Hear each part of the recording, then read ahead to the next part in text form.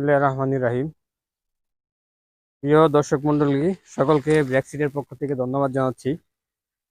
আজকে আমরা উপস্থিত হয়েছি ঘাটাইল উপজেলার কাশতলা গ্রামে। এখানে আমাদের একজন কৃষক মডেল ফার্মার ব্র্যাকসিডের স্পেসিফিক 164 যারটা আবাদ করেছেন, ওই জমিটা আজকে আমরা ভিজিট করতে আসছি।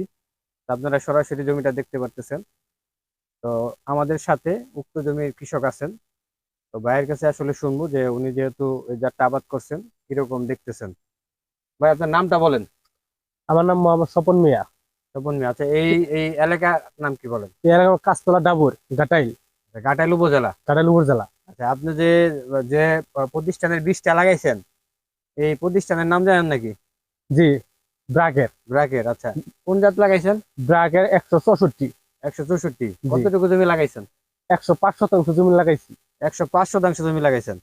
আচ্ছা, এবছরই প্রথম নাকি? হয় যাত্রায় খুবই প্রথম। আচ্ছা, আগেও ভুট্টা চাষ করছেন? আগে ভুট্টা চাষ তবে করছি। ব্র্যাকের এই জাতটা এবছর নতুন। নতুন। আপনার এই যে যে জমিতে আমরা দাঁড়ায় আছি এখন পর্যন্ত, এই জমির বয়স কতদিন? আজকে 59 দিন। 59 দিন। মানে এখনো 60 দিন হয় নাই, 60 দিন 2 হয় মাস না। হয় নাই। 2 মাস হয় না। আচ্ছা, একদিন কম আছে। প্রিয় দর্শক মন্ডলী, আমি দেখাতে চাই যে 60 দিন বয়সে ব্র্যাকসিডের 164 আপনার কিরকম গাছের চেহারা হচ্ছে বা কিরকম গ্রোথ হচ্ছে।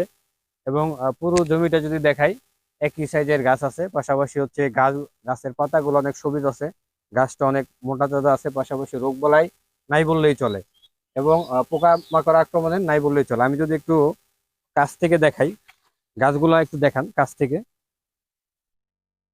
পুরাটা গাছ যদি দেখাই, সবুজ সতেজ এবং খুব মোটা তাজা আছে, এবং গাছের চেহারাও ভালো আছে। তো আমি আশা করি যে এই এই জমিতে সর্বোচ্চ ফলন হবে এই মৌসুমে ব্র্যাকসিডের 164।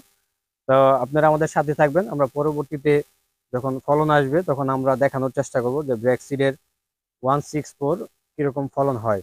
তো সকলকে ধন্যবাদ। আজকের মতো বিদায় নিচ্ছি। সকলে ভালো থাকবেন। আসসালামু আলাইকুম।